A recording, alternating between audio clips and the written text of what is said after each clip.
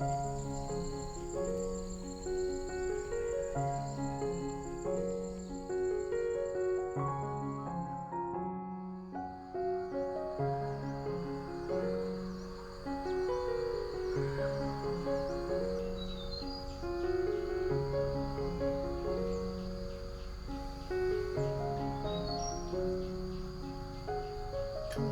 giờ mình cứ quyết định đi cùng anh Hùng đi xem lễ hội vậy. Đằng nào mình cũng còn thiếu nhiều đồ quá. Xà phòng cũng không có,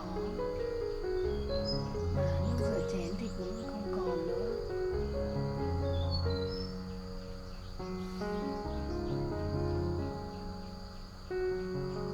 Tiện thể mình đi mình cũng phải mua chút đồ cá nhân nữa về để dùng.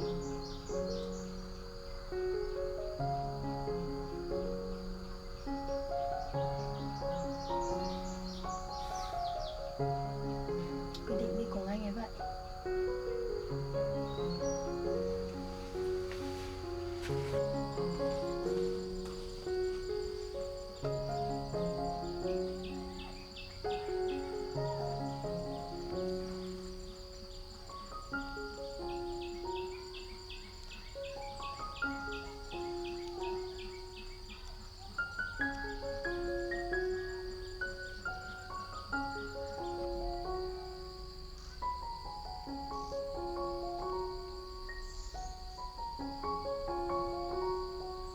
Bây giờ mình sẽ đi nấu chút gì đó ăn để đợi anh ấy đến đón thôi.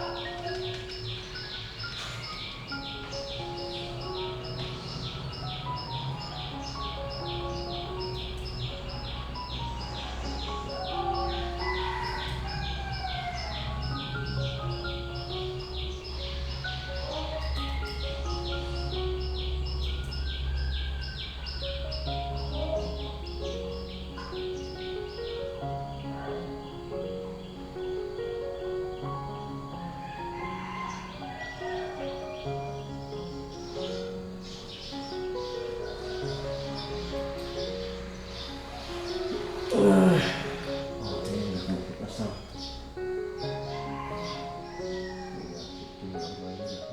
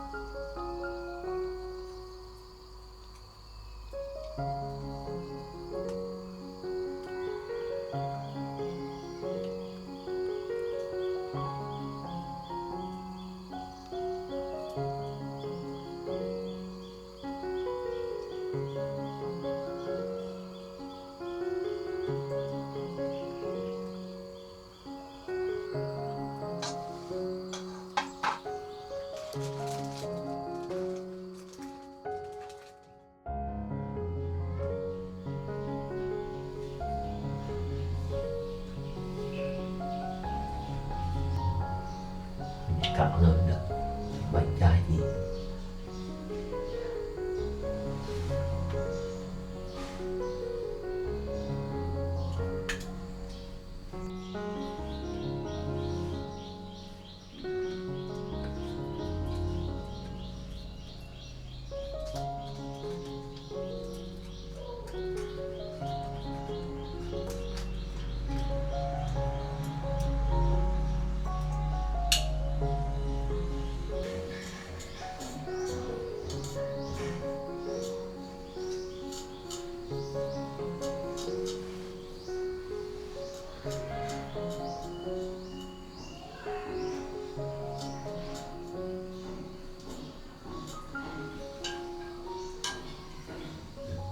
được rồi.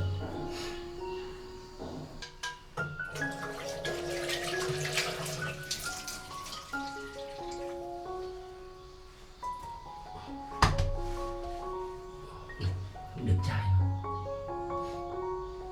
Rồi giờ mình gặp với đây đưa với nhau đi.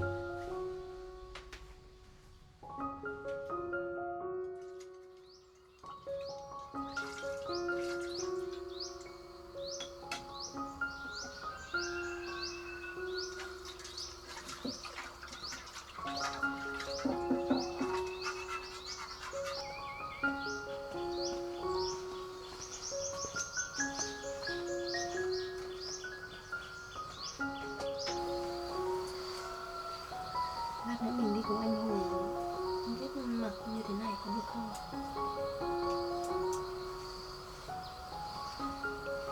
Nhưng mà mình chỉ còn mỗi bộ quần áo này là đẹp nhất thôi.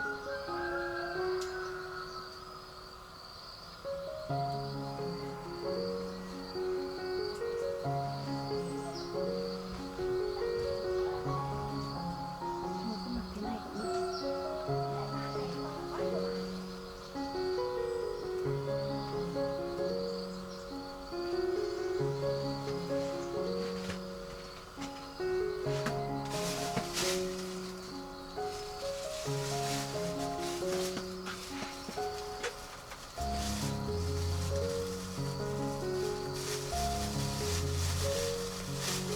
Anh nhớ lâu thế thì mình còn chưa phải về nữa.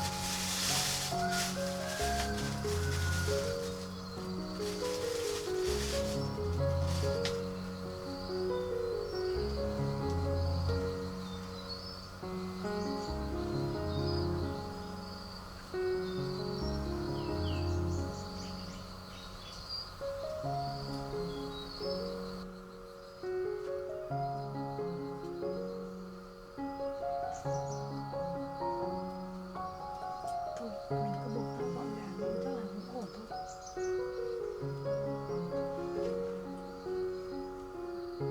Tự dưng mình cứ thấy hồi hộp quá.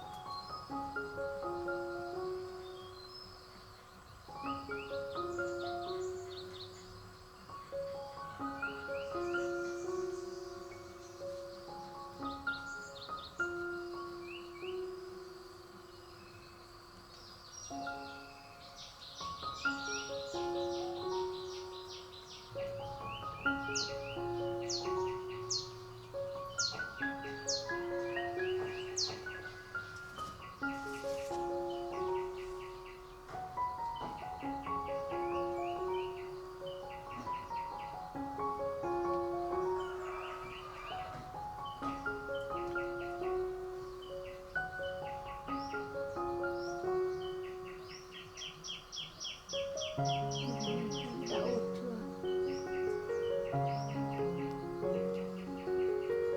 Mà thôi, mình cũng không cần phải cầu kỳ quá đâu. Hùng chắc chắn là chị là một người rất là tốt bụng. Anh ấy thấy mình đáng thương nên là anh ấy mới giúp đỡ mình như thế này. Chứ thực ra cũng không phải là anh ấy có tình cảm gì với mình.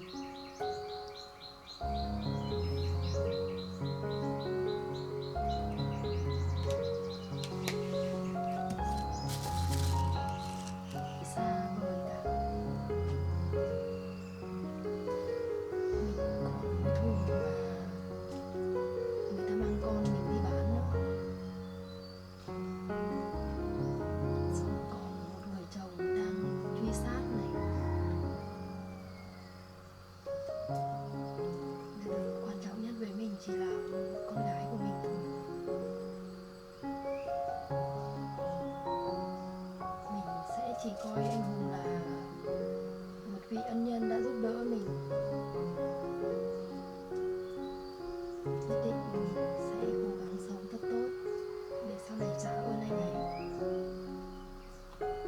Chứ mình không được nghĩ điều gì xa vời cả.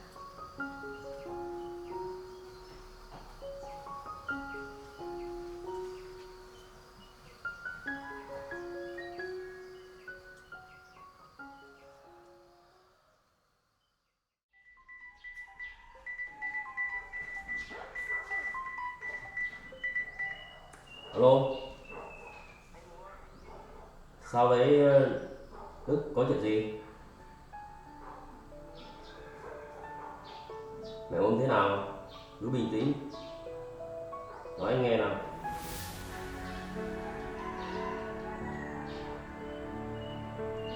Được rồi, đừng lo. Anh về ngay bây giờ. Không được khóc nữa.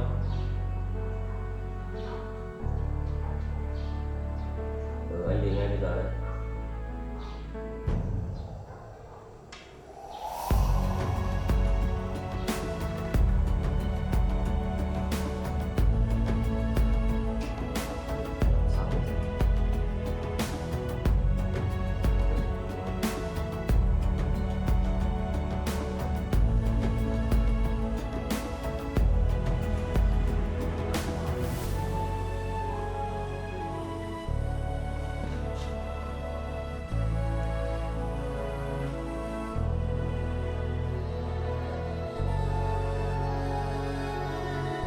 Sao mày ốm như vậy?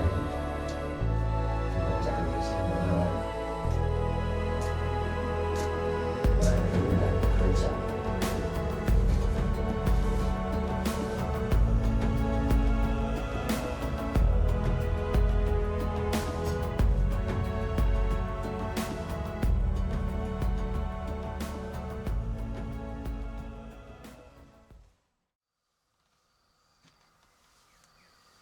Mình biết được, nhưng là không được ngộ nhận bất kỳ điều gì cả.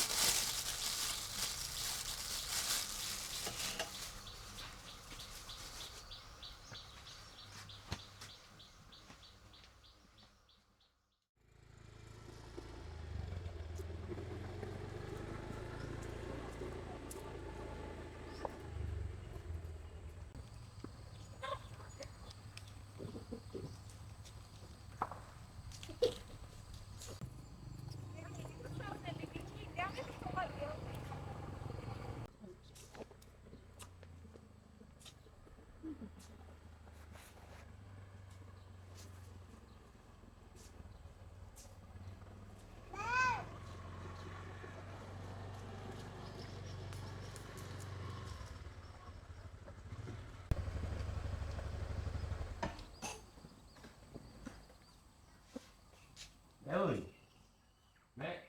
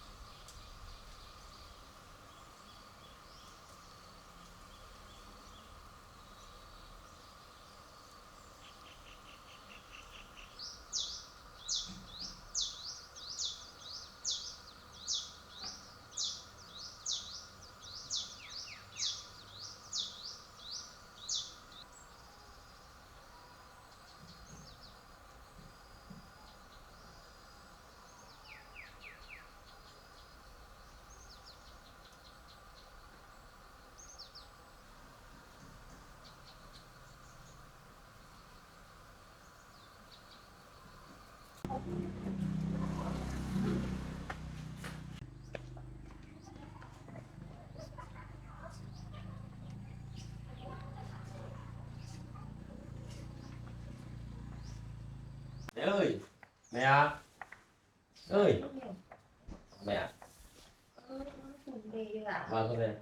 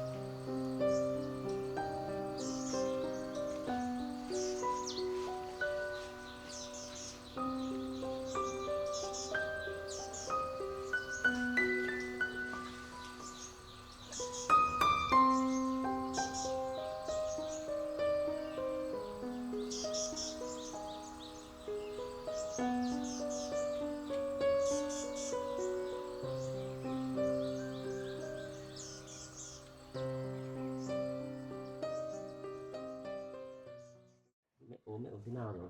Mẹ đỡ gì chưa? Mẹ đỡ rồi, hôm qua lần trước nó đi mua thuốc về uống, bác chỉ cảm cúm thôi.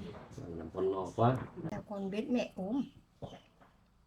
Hôm qua nghe thấy em Đức em gọi con bảo là mẹ ốm thì con lo quá, con bảo con về luôn. Mẹ nằm ở đây lâu quá nó mỏi lưng, hay là đi ra ngoài kia ngồi cho nó thoáng con nhẹ. Dạ vâng ạ. Bây giờ con đỡ lại ra rồi.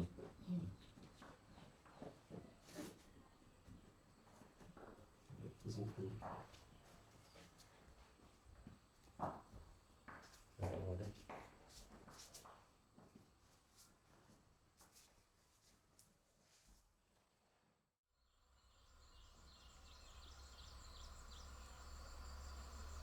Không thấy anh Hùng đến đâu nhỉ?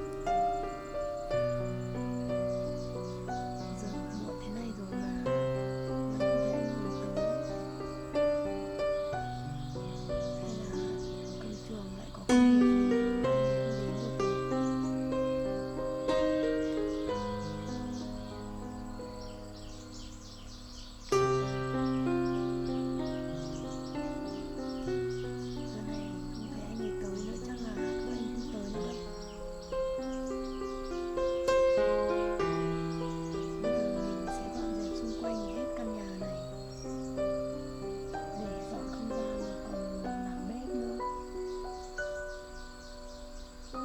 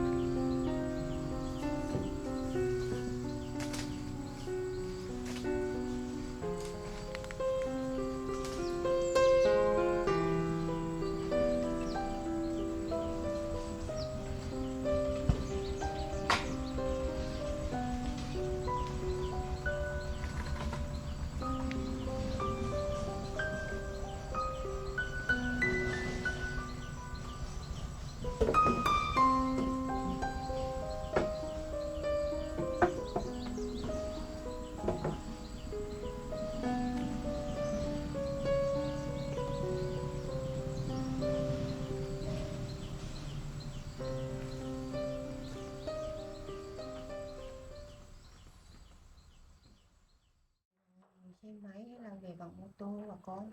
Là con đi bằng xe máy thôi mẹ. Thế à? Đi đâu rồi mẹ? Đi học. Hôm nay nó là học chiều thôi. Chắc người cũng Thế hôm nay con có không về được với mẹ và em có sắm tết được nhiều không mẹ? các mẹ với thằng Đức ở nhà, con không về thì cũng gọi là sắm một tí để ăn qua la thôi con, con không về được ấy.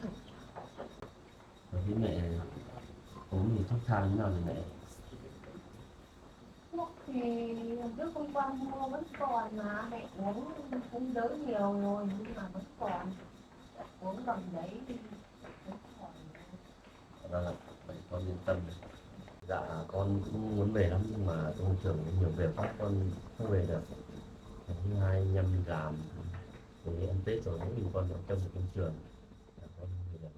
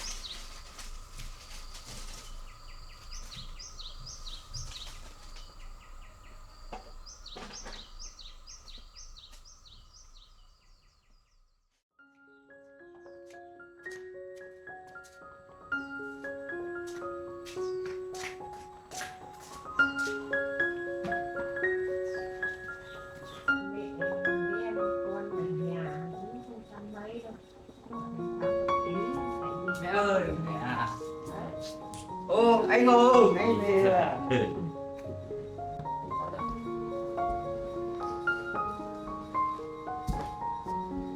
Anh sao Tết năm nay anh không về, anh với cả em. Anh ở công trường nhiều việc quá cho nên anh không về ăn Tết được với mẹ với em được. Tết anh không về ăn Tết, anh với mẹ ở nhà ăn Tết một mình buồn lắm. Anh biết rồi, Tết năm sau thì anh sẽ về ăn Tết mẹ với em.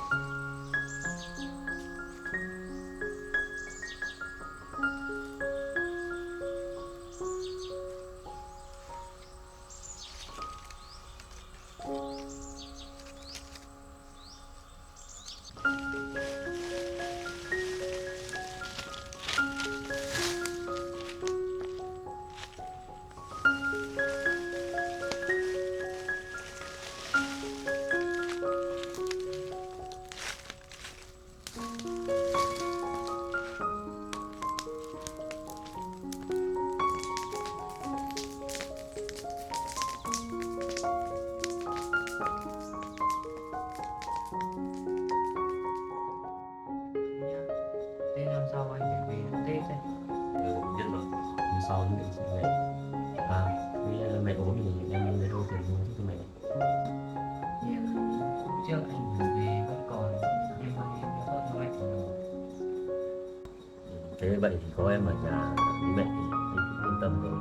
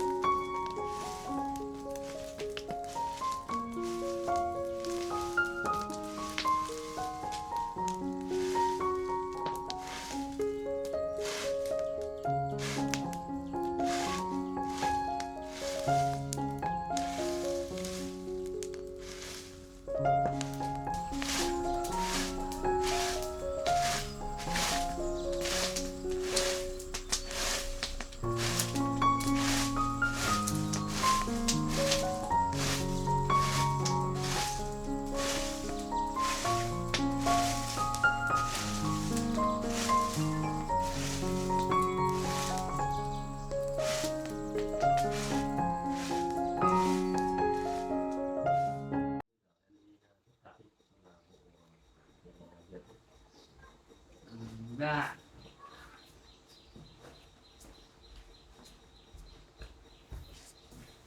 Em con giờ nó cũng lớn rồi, nó hiểu chuyện là con đi làm con cũng thấy yên tâm rồi mẹ. Mẹ cũng may. Con không ở nhà thì con ở nhà nó mọi thứ mẹ cứ bảo nó thì nó làm được hết. Vâng ạ. Ừ. Đợt này con về con ghé nhà thăm nhiều mẹ nó không phải làm con đi làm. Không, con cứ đi lo việc của con đi. Mẹ ở nhà cũng uống nhẹ thôi mà. Bây giờ cũng khỏi đỡ nhiều nhiều. Con cứ đi lo việc của con đi. Ừ. Con không phải lo cho mẹ đâu. Chắc em của con bao nhiêu con quá thì nó bảo mẹ ốm thì con phải về thôi, nhưng mà mẹ không sao đâu, thì mẹ cũng khỏi rồi. Con cứ lo việc của con đi, còn việc nhà với mẹ thì em của con cũng lo được mà, con không phải lo đâu. Vâng. Cứ yên tâm làm việc.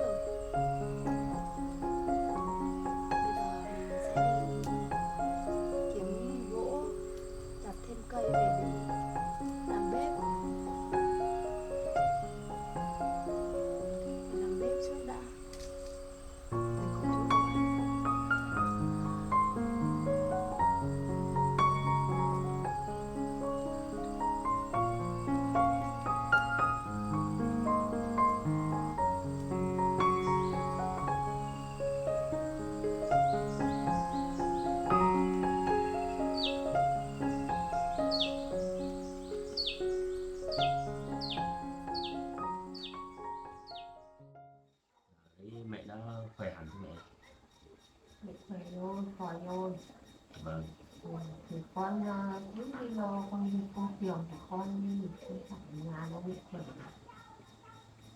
Bố mẹ khỏe con cũng yên tâm rồi. Ở đây hôm nay con về con cũng đưa được ít tiền để đưa cho mẹ.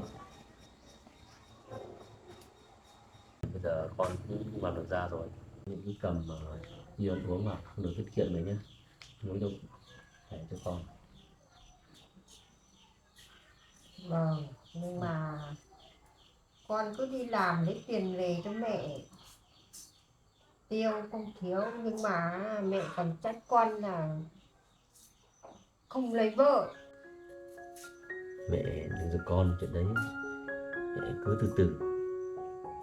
Còn từ từ cái gì nữa, bây giờ mẹ lớn tuổi rồi, cứ đi chơi cô gì chú bác có cháu bé ầm ầm ấy, còn mẹ thì cứ lủi thủi một mình, mẹ cũng thấy buồn chứ, mẹ sốt ruột lắm chứ.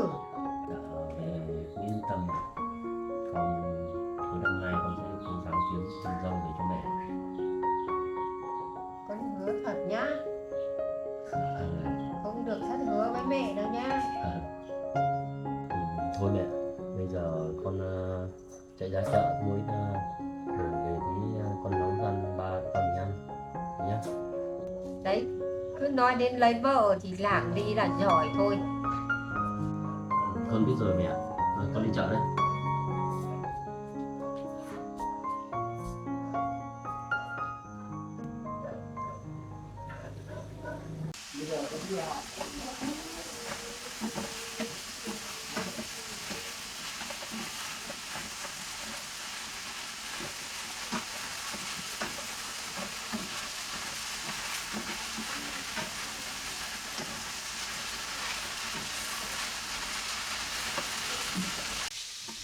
Con nói tiền nhà xong chưa? Sắp xong rồi. Còn bây giờ em đi lấy mâm đi, lấy cái bát đũa một tí em nấu xong rồi mình chơi. Dạ.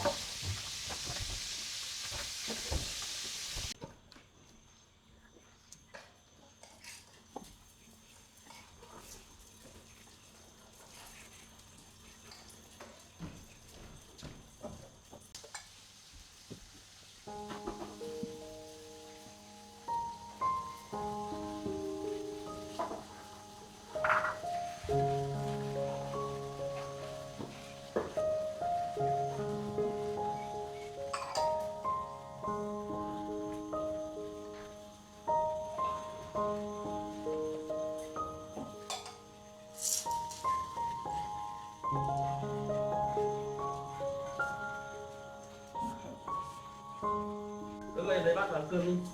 À. Đây nó không có cơm này. Mà em lấy cơm đi.